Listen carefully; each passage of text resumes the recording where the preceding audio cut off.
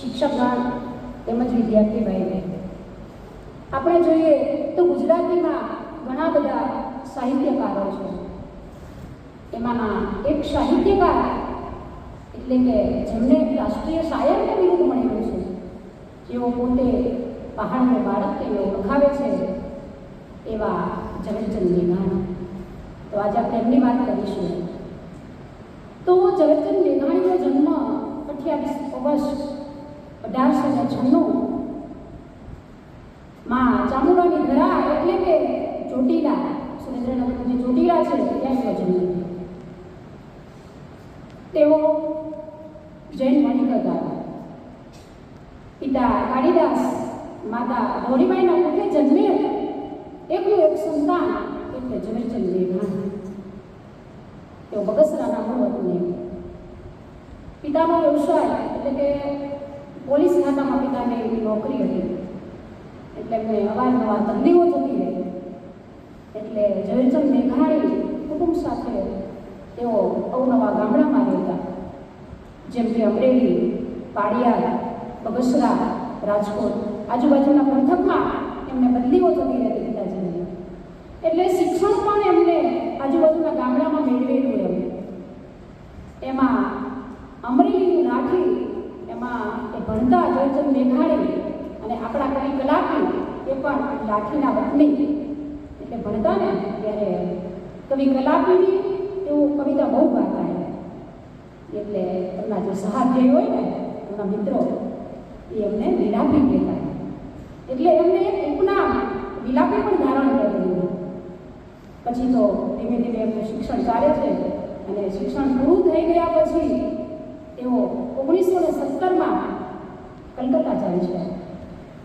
ત્યાં એલ્યુમિનિયમની કંપનીમાં 3 વર્ષ સુધી કામ કરે છે અને ત્યાંથી તેમને એકવાર લંડન જવાનું થાય છે.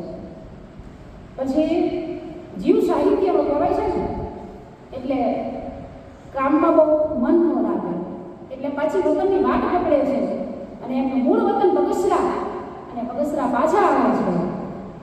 બગસરા પાછા આવી અને બાજુમાં જેતપુરમાં દમયંતી નામની સ્ત્રી સાથે તેમનું લગ્ન થાય છે. પછી કીધું ને કે જીવ સાહિત્યનો એમ, એટલે સર્જન કર્યા વગર તો રહી ન શકે. એટલે બોટાદનું રાણપુર, ત્યાંથી સૌરાષ્ટ્ર સાપ્તાહિક જે પ્રસિદ્ધ થતું એમાં પોતે લેખ લખવાનું શરૂ કરે છે. ખૂબ સાહિત્ય લખે છે અને પછી 1922થી 1935 સુધી તેઓ સૌરાષ્ટ્ર સાપ્તાહિકમાં તંત્રી તરીકે પણ કામ કરે છે. એમના લેખો જન્મભૂમિ, ફૂલછાપ વગેરેમાં ખૂબ આપેલા છે. પછી એમને એકવાર મુંબઈ જવાનું થાય છે. કીધું ને કે લોક સાહિત્ય, એટલે એમને કોઈ પૂછે કે મેઘાણી લોક સાહિત્ય એટલે શું?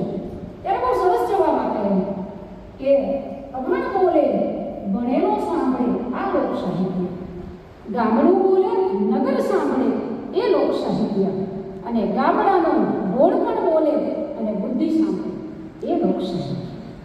ખૂબ લોક સાહિત્ય આપે, ખૂબ સરસ વાતો કરી. એવું લોક સાહિત્ય એમ પછી કોઈના વાતથી નહીં, પણ એમને ખબર પડે ને કે આ ગામમાં અહીંયા કોઈ વ્યક્તિ સારું લોક સાહિત્ય ગાય છે, કોઈ સારું લોકગીત ગાય છે, એટલે પોતે ત્યાં જતા. સામેવાળો ગાતો હોય, બોલતો હોય અને ઝવેરચંદ મેઘાણી લખતા હોય, આવું એવું સર્જન કરતા. એમના કવનની વાત કરી તો એમને લોકવાર્તા, લોકગીતો, કાવ્ય સંગ્રહો, રાસડા, ઋતુગીતો, જ્ઞાનગીતો, હાલરડા ખૂબ આપે, ખૂબ સર્જન કરેલું. એમાં સૌરાષ્ટ્રની વસ્તાર એ વિશાળ તુલસી ક્યારવાની નવલકથાઓ આપી. સૌરાષ્ટ્રની વિસ્તારમાં એમને 1 થી 5 ભાગમાં આખા સૌરાષ્ટ્રનું વર્ણન કરેલું છે. આવું સાહિત્યનું સર્જન. પછી એમના કાવ્યસંગ્રહની વાત કરું તો સિંદૂરો, કોઈનો લાડકવાયો, કોઈના લાડકવાયામાં રક્ત ટપકતી 100 જોડી સમરામણી આવી. બહુ સરસ વાત કરેલી છે.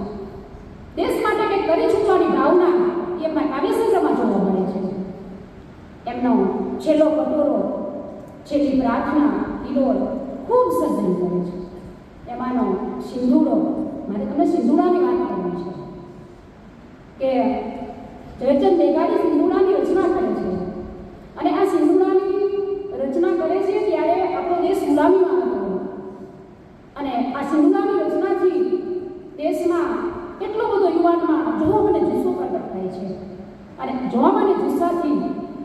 આપણને ખબર છે કે અંગ્રેજો સહન થાય, અંગ્રેજોથી સહન ન થાય એટલે શું કરે છે? સિંદૂરાને જપ્ત કરી લે છે.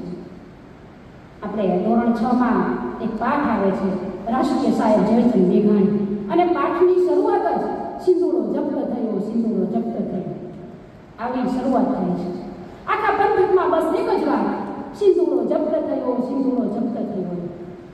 એટલે અંગ્રેજ સરકાર સિંદૂરાને લઈ લે છે. પછી તો ઝવેરચંદ મેઘાણીને 2 વર્ષ જેલની સજા પણ થાય છે, રાજગૃહ લાગે છે, એમને ધંધુકાની જેલમાં રાખવામાં આવે છે. ત્યારે બહુ સરસ કહે છે એમ કે અમારે પણ શીશી આફત ખડી છે, અમારે પણ શીશી આફત ખડી છે, ખબર છે એટલી માં ભૌમની હાકલ પડી છે, ખબર છે એટલી માં ભૌમની હાકલ પડી છે. બસ દેશને આઝાદી અપાવવાની છે, દેશ માટે કંઈક કરી જીવવાની ભાવના આ સિંદૂરામાં વર્ણન કરેલું છે. ગાંધીજી જ્યારે 1931માં કોળવેજી પરિષદમાં જાય છે, બીજી કોળવેજી પરિષદ હોય છે, એમાં જતા હોય છે ને, ત્યારે પણ સરસ વર્ણન કરેલું. કારણ કે પ્રતિનિધિ તરીકે ગાંધીજી જાય છે લંડન, અને ઝવેરચંદ મેઘાણી ગાય છે કે છેલ્લો કટોરો ઝેરનો આપી જજો બાપુ, છેલ્લો કટોરો ઝેરનો આપી જજો બાપુ, સાગર પીનારા અંજલિ નવ ઢોળજો બાપુ, સાગર પીનારા અંજલિ નવ ઢોળજો બાપુ. બસ દેશ માટે કંઈક કરી છૂટવાની ભાવના છે એમની. એક હજી આ દેશની વાત આવી છે એટલે કરું છું કે કસુંબીનો રંગ. આમ તો કસુંબીનો રંગ એટલે ઝવેરચંદ મેઘાણીએ કેસરી રંગ, કેસુડા રંગની વાત કરેલી છે કે જ્યારે દેશને આઝાદી અપાવવા માટે ક્રાંતિવીરો ઊંધમાં જતા ને, લડાઈ માટે જતા એમ, ત્યારે કેસરી રંગના કપડાં પહેરે. અને આપણને ખબર છે કે તિરંગામાં પેલો કેસરી રંગ છે ને, વીરતા, શૌર્ય, સુરવીરતાનું પ્રતીક છે એમ. કારણ કે ત્યારે એવું કે કેસરી રંગ કરીને જઈ અને દેશ માટે કંઈક કરી લાવવાની ભાવના. તો ઝવેરચંદ મેઘાણી આ કેસરી રંગની પોતે કસુંબીનો રંગ એવા સાહિત્યની રચના કરે છે. લખે છે કે જનનીના હૈયામાં ઓઢંતા ઓઢંતા પીધો કસુંબીનો રંગ. તો હું રાહુલભાઈને વિનંતી કરીશ કે પોતાના મધુર સ્વરે આપણને આજે જનનીના હૈયામાં ઓઢંતા ઓઢંતા પીધો કસુંબીનો રંગ સંભળાવશે.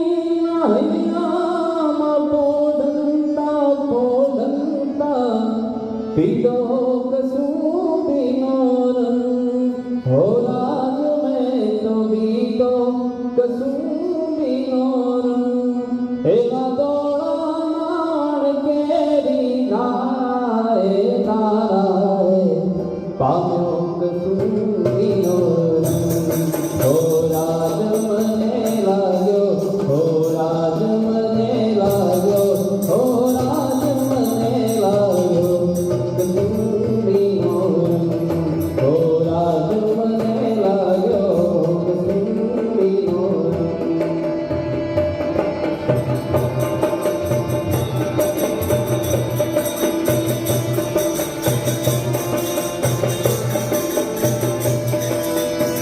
हे मारी बेनिया मारी बेनिया कंटे करता लरनामा गोड़ो कसूबीनो रंग हो राज में तो गोड़ो कसूबीनो रंग एवी भीषण आती केरा प्राणो निकालाए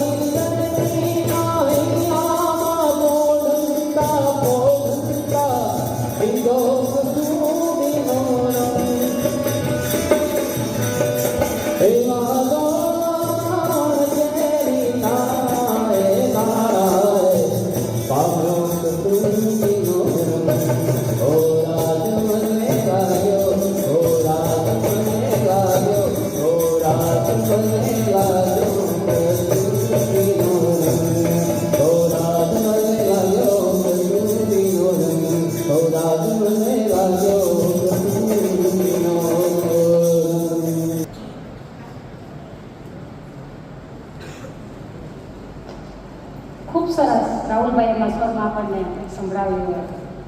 હવે ઝવેરચંદ મેઘાણીની આગળ વાત કરું તો એમને કાઠિયાવાડની દીકરી એમાં કેટલું નૂર છે એની વાત સરસ કરેલી છે. આપણે ચારણ કન્યા એટલે એક કવિતા આવે છે ચારણ કન્યા ભણવામાં આવતી એની મારે તમને વાત કરવી છે. એકવાર તુલસી શ્યામથી કવિ કાગ અને ઝવેરચંદ મેઘાણી જતા હોય છે.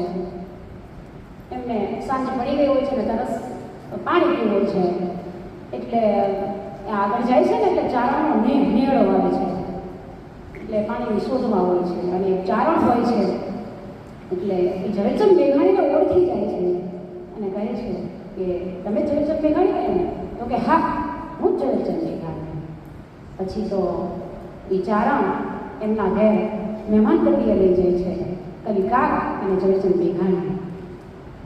સરસ કાઠિયાવાડી મહેમાન ગતિનું પણ વર્ણન કરેલું છે.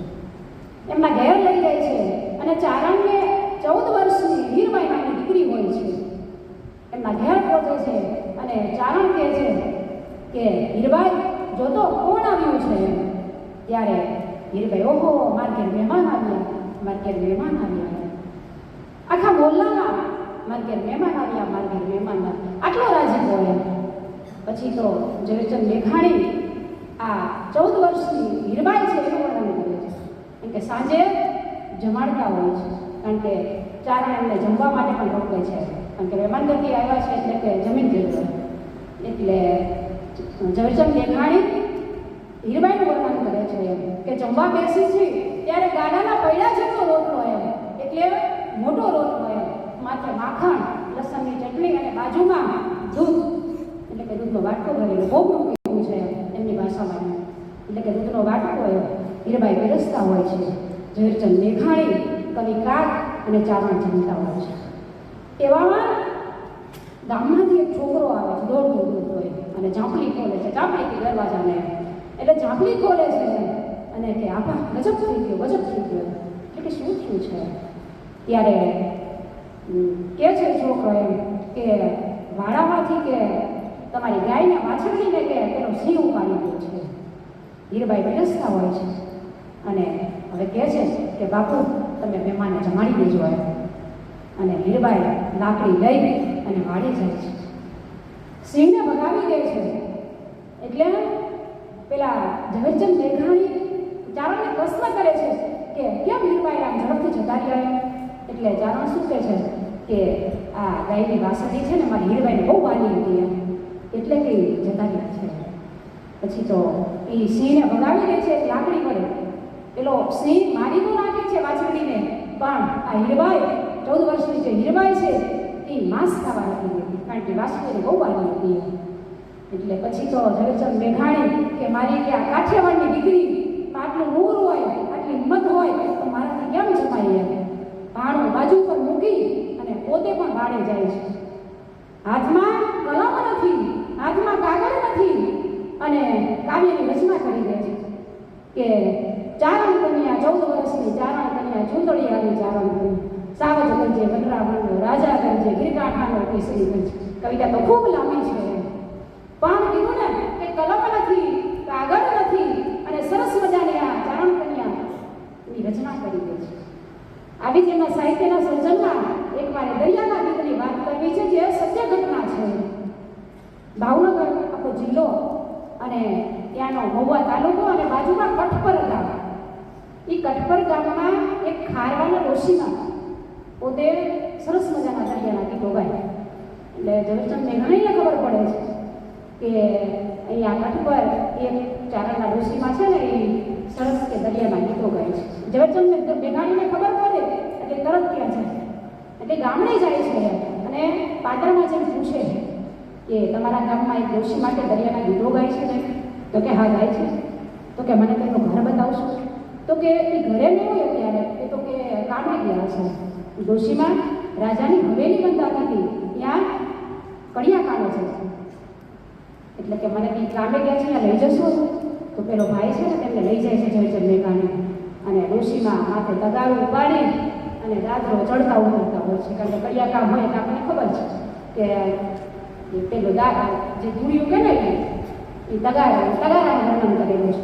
તગારું જઈને ચડતા હોય એટલે ઝવેરચંદ મેઘાણી એવું કહે છે કે જેની માથે ગરીબી વીતી હોય એને ખબર હોય પરસેવાના રેગાડા જાય છે, કારણ કે ઉંમર ઘણી બધી છે ડોશીની.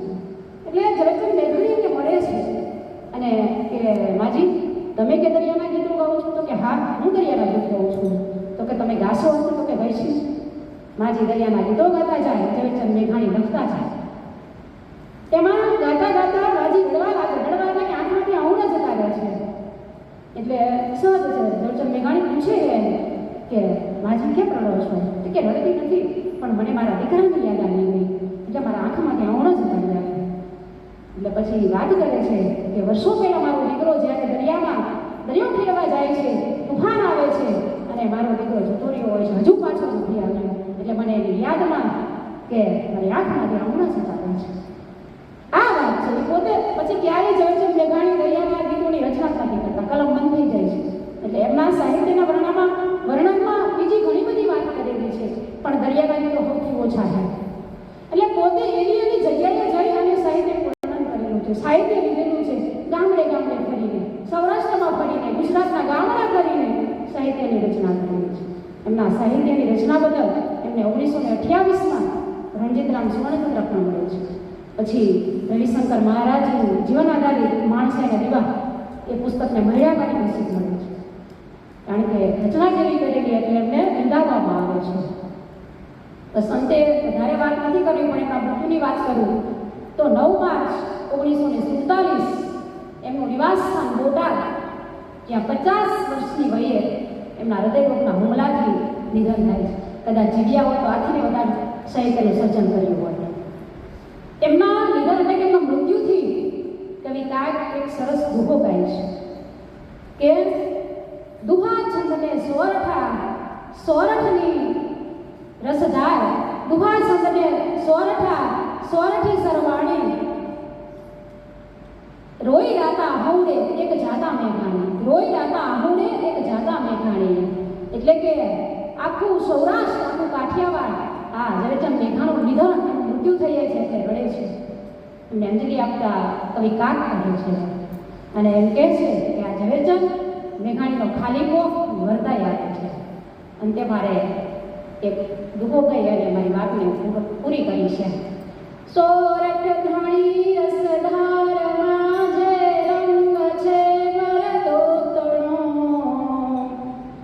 અવતાર આપે પાડિયાને આપના ગુણલાસનો, સમદર વયો તો ઘણી જળનું સોરથી શણગારમાં,